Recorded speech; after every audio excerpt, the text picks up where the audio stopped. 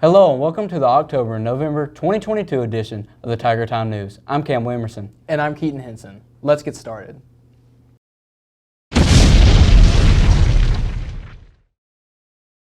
Fall sports have concluded. We spoke to the fall sports coaches about how their seasons fared. During the beginning of this school year, we have enjoyed 4 sports so far. Here is the summer/fall sports recap. Hello, Coach Stack. How do you feel about Kendall Adkins and Carson Daniel making it to the state tournament this season? I thought they played very, very well this year. Kendall and Carson both, I thought, deserved to make it. They both played great golf throughout the year, and I was super pumped for them to make it. Who has really improved over the season?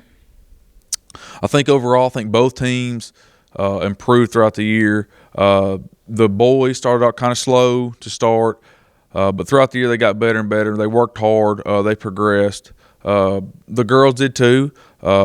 They played good golf throughout the whole year. Started out kind of slow like the boys, but improved. As far as individuals, for the girls, Meredith Whitfield stepped up and started playing good golf.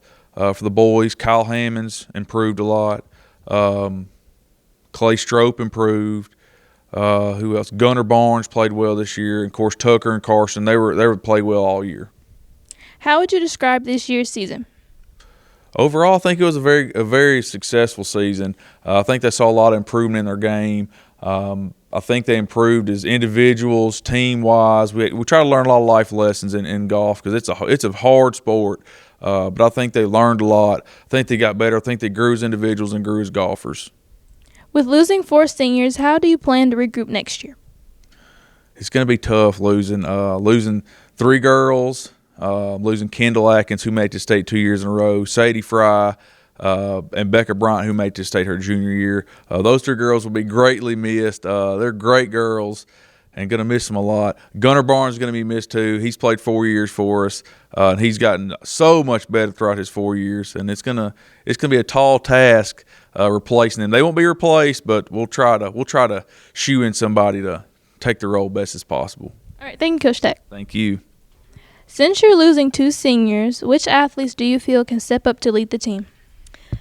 Morgan, it's always tough to lose seniors, but next year I do have 7 seniors coming up, so I look forward to a great year and all of them being leaders. What are your thoughts on Hannah King earning a spot on the all-district team?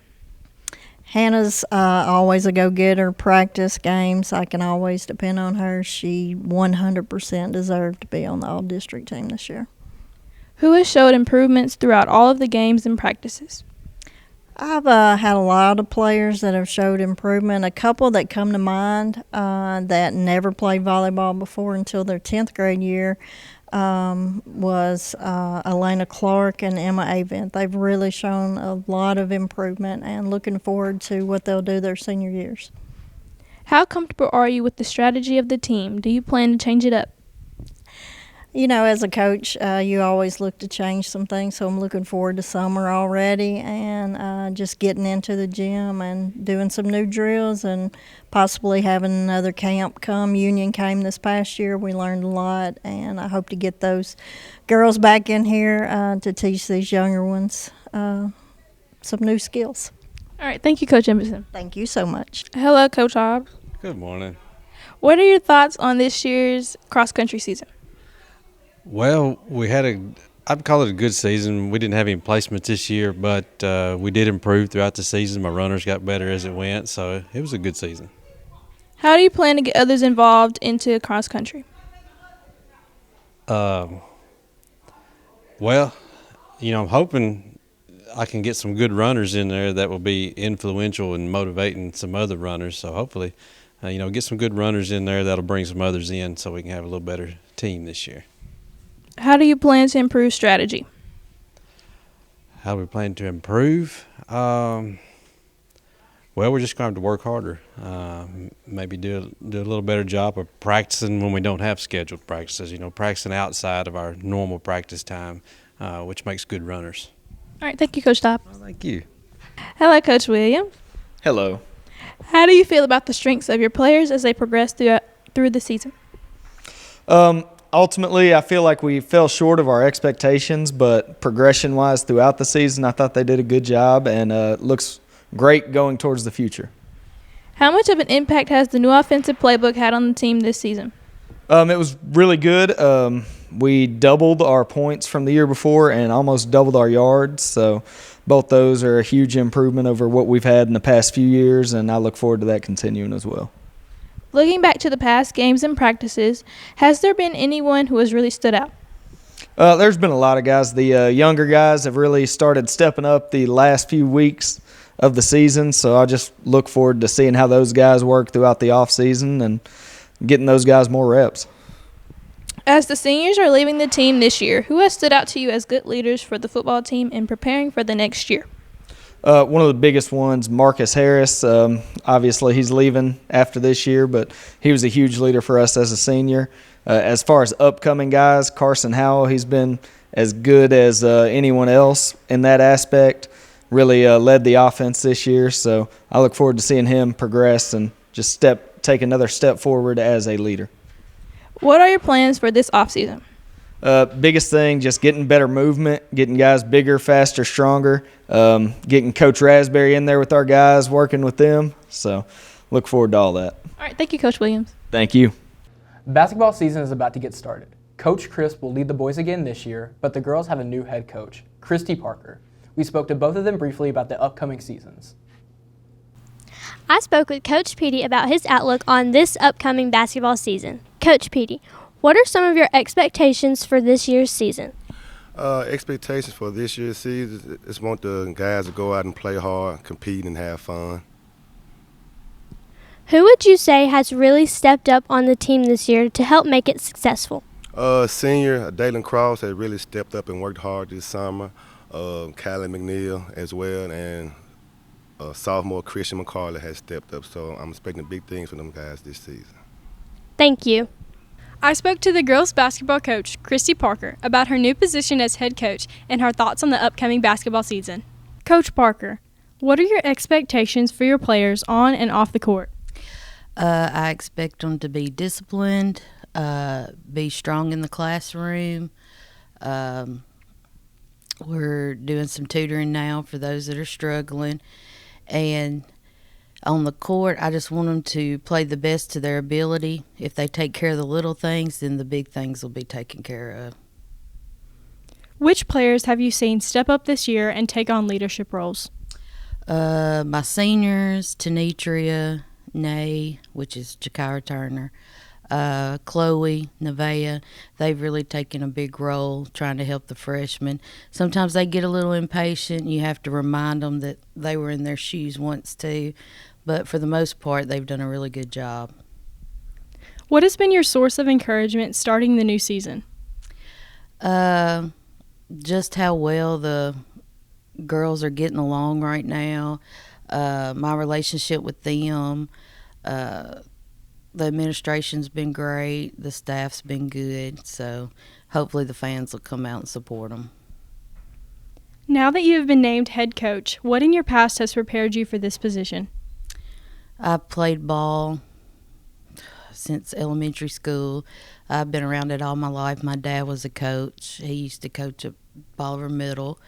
I've had good coaches that I've played for, Friedel Harris, and I was also his assistant coach before Coach Rudy Seal, so I've learned from some of the best.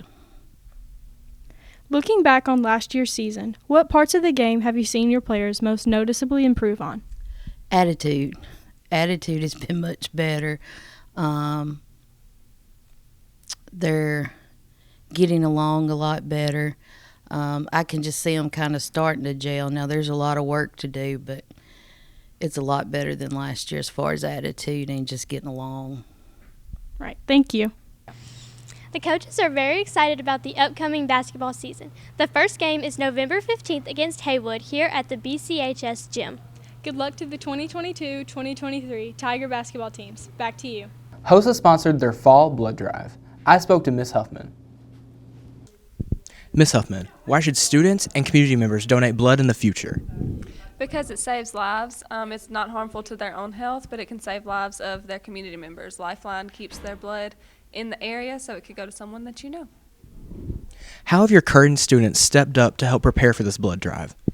They've organized the whole thing. They made signs. They set up tables in the cafeteria. They filled every slot on our schedule, and they're orchestrating the whole blood drive right now.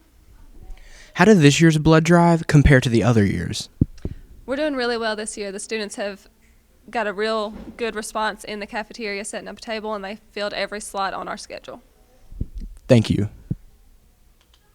Thank you to everyone who donated. There will be another blood drive in the spring. The BCHS Who's Who has been selected. Each student was asked about their recognition.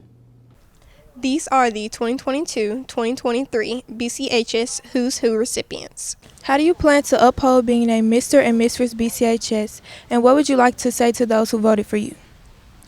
I would carry the title of Miss BCHS with the most upright dignity, and I would just like to make students feel more recognized, appreciated, and supported.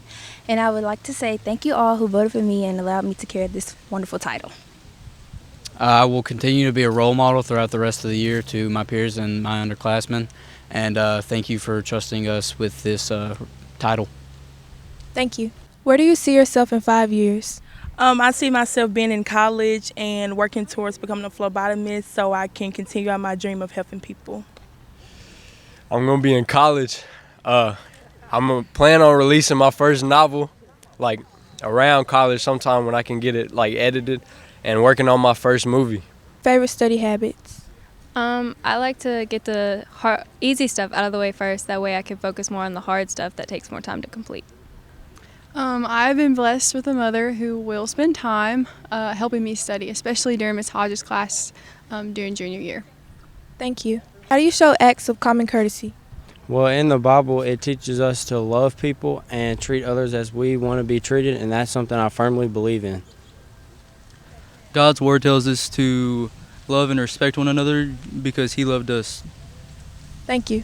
Have you had to depend on this group? I'd have to say Sadie Fry, whether it be from missing school and not getting the notes or just being at school and not taking notes. She's always came through. And, just always depending on Sadie to get work. For me, I've known Keaton for 14 years, so the answer's got to be him. What's been your favorite student section theme to participate in? I'd have to say neon because I think neon is the easiest for me to participate in with what I already have, and it has the most student turnout as well. I'd probably say blackout, mostly because it brings a whole lot of energy to like the student sections and whatnot, and there's so much we can do with it. Thank you. How did being a student athlete shape who you are today? It taught me responsibility because the same way I can go hard playing sports, I can go hard in the classroom. Since athletics has always come easier to me, it taught me a work ethic that I can bring into my schoolwork. Congratulations. Bolivar Central High School hosted its 5th annual Veterans Day event. Logan Pittman had the chance to speak with a veteran while covering the story. Today I sat down with Miss Rogers and Major Wilburn to discuss the Veterans Day program at Bolivar Central High. Major Wilburn, I would like to start by thanking you for your service. Thank you, sir. And I guess I'll start off by asking what you did during your time of service. I was a supply clerk, supply specialist, whatever that might mean, which means that I was responsible for making sure the troops in my company had the personal things that they needed. Also, at times I had to be responsible for making sure that everybody had their weapons when they needed them, at that particular time. Again, whatever needed to be done for the company. As a supply clerk, you have to do that, and that's with everybody that's in the company, Yes, sir.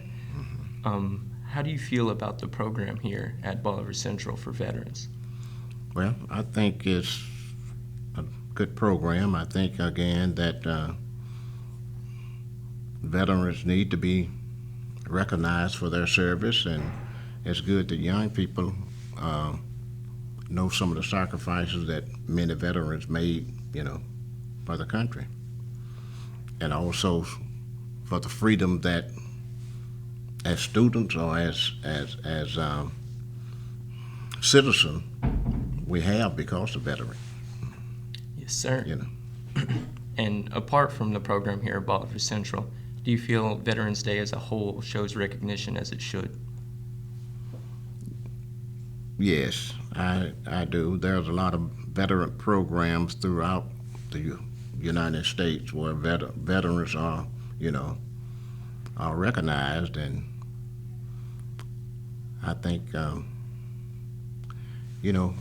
don't think veterans look for anything special, but I guess it's good to know that people appreciate you for what, the sacrifices that many of them made.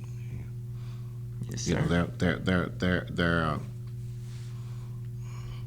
well, with me being a Vietnam veteran, and I was there at a very difficult time.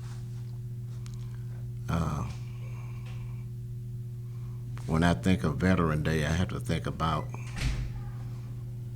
a lot of the young people that were lost their lives,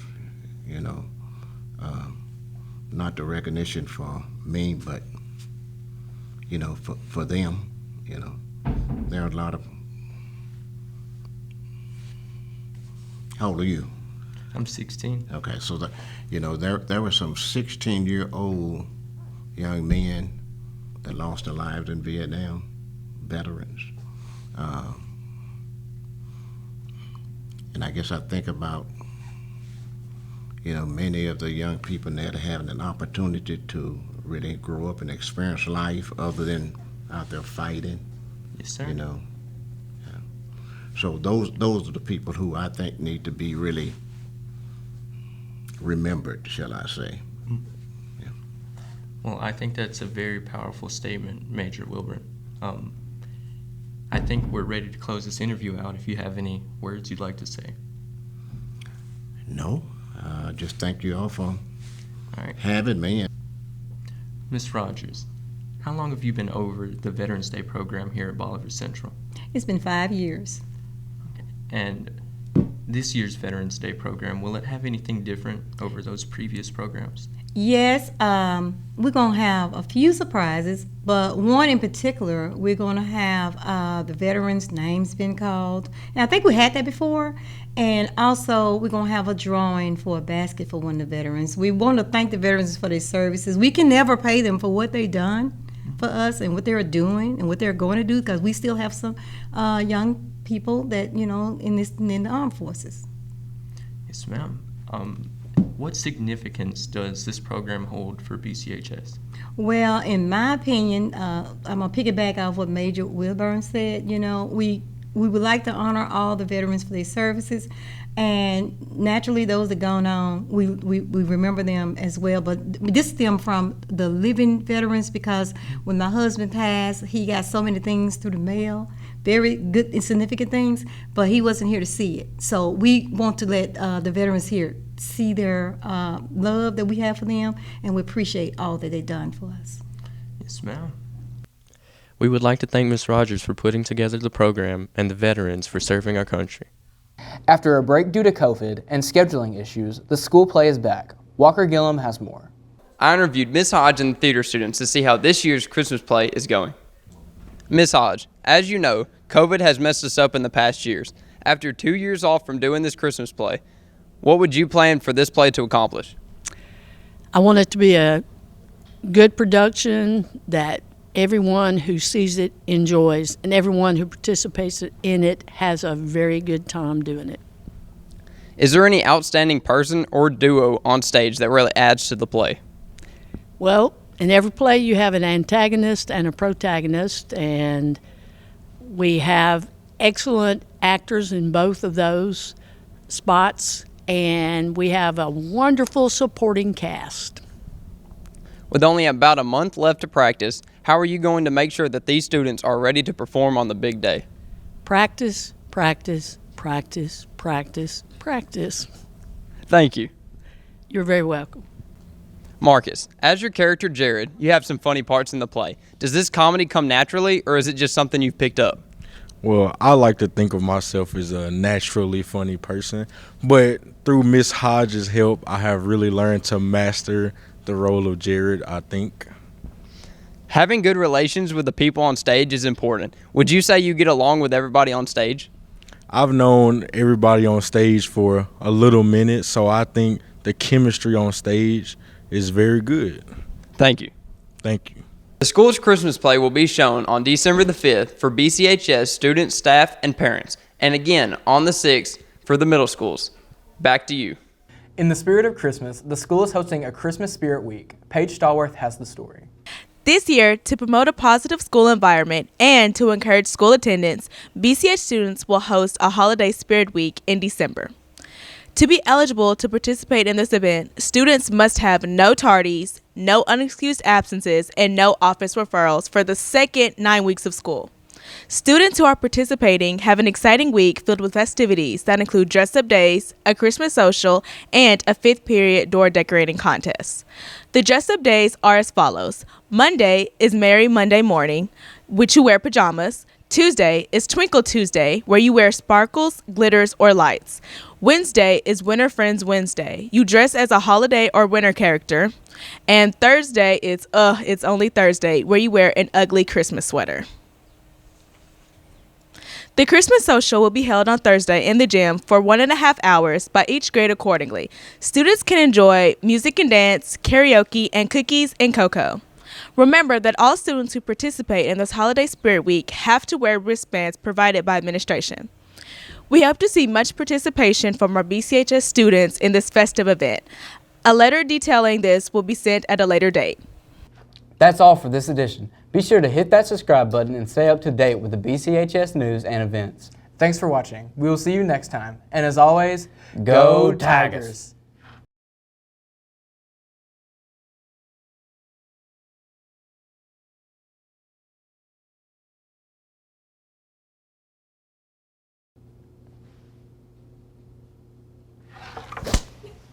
Let's go.